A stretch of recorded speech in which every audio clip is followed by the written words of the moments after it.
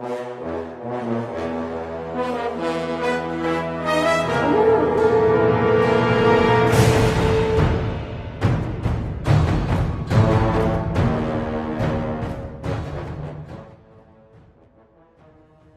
WoW expansion had the best questing? What's up guys, my name's Preston, and today in this video I'm going to be giving you guys a rundown of the changes in questing over the past 14 years in World of Warcraft, and also telling you guys which one is the best in my opinion. Hopefully you guys enjoyed this video and be sure to subscribe. Let's start with vanilla. Honestly, as much as people love to rave on about how amazing launch WoW was, it really didn't offer much in the questing part. It took months upon months of questing to reach the max level of 60, and most quests were either an NPC telling you to go fetch him something or just go kill 10 monsters. A pretty startling difference to what we have today. No mounts were offered until level 40, so travel time between quests took longer. I didn't play during this time, but I dabbled in playing on a private vanilla server. I have to admit, while it feels much more satisfying to reach a new level, and the monsters felt like they were more challenging, the overall experience is pretty sluggish in comparison to the fast-paced expectations of 2018. You could probably kill most enemies with your eyes closed now, but in vanilla, if you lose concentration for just a couple seconds, it could be the end of you really quick. It isn't all bad though. There's a certain magic you feel when you're just wandering around the world slowly on foot. It gives you the impression that your tiny character is so insignificant in the grand scheme of things. Overall, I think vanilla is a tad bit overrated, but I can side with the people saying that nothing can beat the magic of exploring the untamed zones of Azeroth for the first time. The Burning Crusade. I'm gonna be honest, this expansion has literally the worst questing out of any time in WoW history. I can't stand it, and it's one of the worst parts of leveling alts. Even by doing dungeons, it feels like your quest bar goes up by like half a millimeter after everything you do. And pretty much every single quest here is like collect 10 mushrooms in Zangarmarsh or go kill 20 disgusting looking demons. The textures are horrifying in many places, specifically Hellfire Peninsula and Shadowmoon Valley. It's just an endless sea of red, gray, and fell green. There are a couple good things about the expansion I have to admit. I really appreciate the story that's being told, and the dev team really went out on a limb for this one. The rise of Illidan and the Burning Legion is a really cool idea, and getting to explore the destroyed planet of Draenor is pretty exciting for the first time.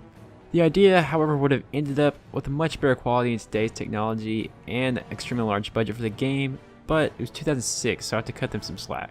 Nonetheless, I was very excited when scale leveling arrived, as this allowed me and the millions of other players to never come back to this hellhole. No pun intended. Wrath of the Lich King. Usually hailed as the best expansion of all time, maxing out at almost 10 million concurrent players near the end, Wrath of the Lich King is pretty good. The story takes you to the home turf of the most famous villain in WoW history, Arthas Menethil. The idea was fantastic and carried out really well, with the first quest that you accept telling you that there's a call to arms for your faction and you are going to be a soldier in the war in Northrend. For the Horde side of the questline, Halley Fjord is phenomenal, with some amazing music and breathtaking views. For the Alliance, however, after getting past the novelty of Alliance Keep, which is pretty cool, things are a little rough. Borean Tundra is pretty much what it sounds like, boring. Some of the textures here are awful, and while there are a few entertaining quests dotted around the tundra, it could have been much more well done. After leaving these zones, Northrend starts to feel like a long grind, with places like Icecrown and Zuldrak being the biggest culprits. These zones are pretty bland and bring Northrend's great questing entrance to a slow halt.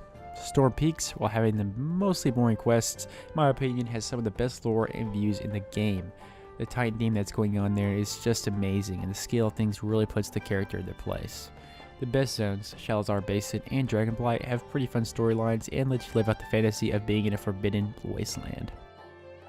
Northrend has its ups and downs, but it's pretty hard to forget what WoW was like when it had a lore that the players actually understood. Cataclysm. This expansion was, in my opinion, probably one of the easier ones to quest through because it's only 5 levels, but nonetheless offers some really cool new zones, and Deathwing was a really cool threat that created real consequences that you could see out in the world. You could tell upon arriving at Mount Hyjal that textures had gotten significantly better and quests were starting to become a little bit more intricate, no longer a lot of fetch and return quests. The fact that Blizzard actually redid 2 entire continents worth of questlines showed that they knew the vanilla style was getting old really quick and they wanted to offer players, new variety. I personally thought Deepholm, Uldum, and Twilight Highlands were entertaining zones to play through. The questing wasn't without its faults though. The sunken city of Vashj'ir was widely considered a failure by most. It's pretty hard to know the exact proximity of each mob's aggro range to you, so in Vashtir it was really easy to get aggroed by a mob without even wanting to, which can get pretty annoying. Also, mini quests will lead you to dead ends on the mini-maps because while the map is 2D, there are several levels that the quest could have occurred on, leading you to do a lot more searching to find what you were looking for. The idea of traversing a lost sea underwater sounds really cool, but underwater levels in games are almost always a bad idea. Overall, Cata offered some really great quest lines and enjoyable moments, so definitely improvement from the previous entries. Mists of Pandaria. I know that just the name of this expansion turned a lot of people away from it, but the questing here has gotta be some of the best in WoW. For people who stuck around, they, could tell. The zones are beautifully designed with awesome music to accompany them. Jade Forest in particular was able to capture the random adventure style of old World of Warcraft because it pretty much was just you trekking through an unknown land, discovering new species and evils that lurk there after crash landing your giant airship. The lore there that was created in Pandaria was some of the best in my opinion, and had little gems hidden all over the land. I thought the story was very well told, and the saga of Garrosh Hellscream has to be one of the most legendary in all of World of Warcraft. Valley of the Four Winds was my favorite, because who could forget just wandering around the farmlands giving help to people who actually need it. Not every quest had to be about killing, and the Pandaren really taught that. Typical per expansion though, a few zones were lacking. Townlung Steppes felt a little chaotically put together, and Dread Wastes looked kinda gross. The introduction of grindy daily quests pissed a lot of people off, but to people who play WoW now, they're all over the place. Pandaria introduced a lot of world bosses that dropped awesome mounts, which made exploring the world even more fun. In my opinion, Mists of Pandaria was one of the best moments of WoW. Warlords of Draenor. Often called the worst expansion in World of Warcraft's history because of the horrendous handling of the in-game content, it nonetheless had the best intro to any expansion ever. Storming through the Dark Portal in such a heroic fashion was just awesome, and the whole intro sequence was a blast and let players see the warlords that they'd be facing during the invasion. The questing in each zone was a great experience all the way through, and having a cutscene at the end made it a great reward to push through all the quest lines in the particular zone. It was easy to tell where the team put all of the resources, and obviously the other parts of the game suffered because of how much they focused on the questing. It was fun the first time through, but it got stale pretty much every time after that because of how linear it was. This new expansion featured amazing high-res textures and brand new player models, something that took it out of the 2004 era and brought it into the modern. The game felt like it had a breath of fresh air, and every zone was spotted with hidden treasures that made it fun to explore every nook and cranny. Draenor really captured how players imagined what Outland used to look like, and I think they pulled it off well.